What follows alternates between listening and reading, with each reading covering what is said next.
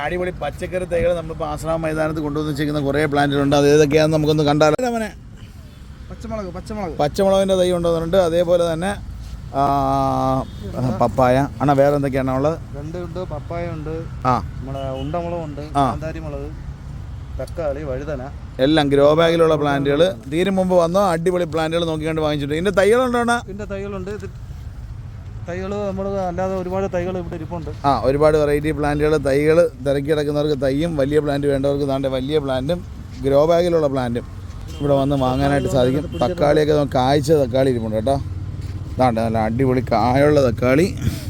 നമുക്ക് അതിൽ നിന്ന് പറഞ്ഞാൽ ഇളക്കിയിട്ട് താണ്ടെ കഴിച്ചാലോ.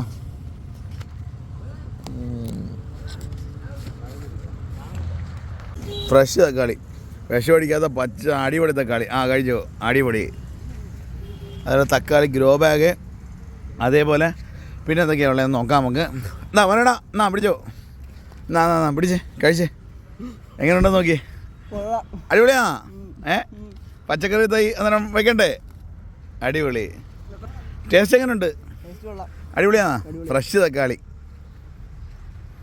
ഇതെല്ലാം പച്ചക്കറി തൈകളാട്ടോ.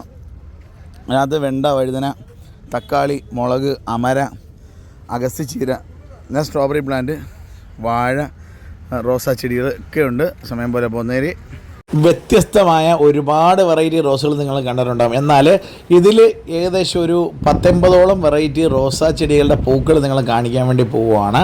അന്നേരം ഇതിനകത്ത് ഏതൊക്കെ വെറൈറ്റിയാണ് നിങ്ങൾക്ക് ഇഷ്ടപ്പെട്ടതെന്നൊക്കെ ഇതിനകത്തൊന്ന് പറയുക. അടിപൊളി വെറൈറ്റി, ഏകദേശം ഒരു 80ഓളം വെറൈറ്റി റോസാ ചെടികളിൽ റോസാ പൂക്കൾ. അന്നേരം നമുക്ക് തുടങ്ങിയാൽ 1, 2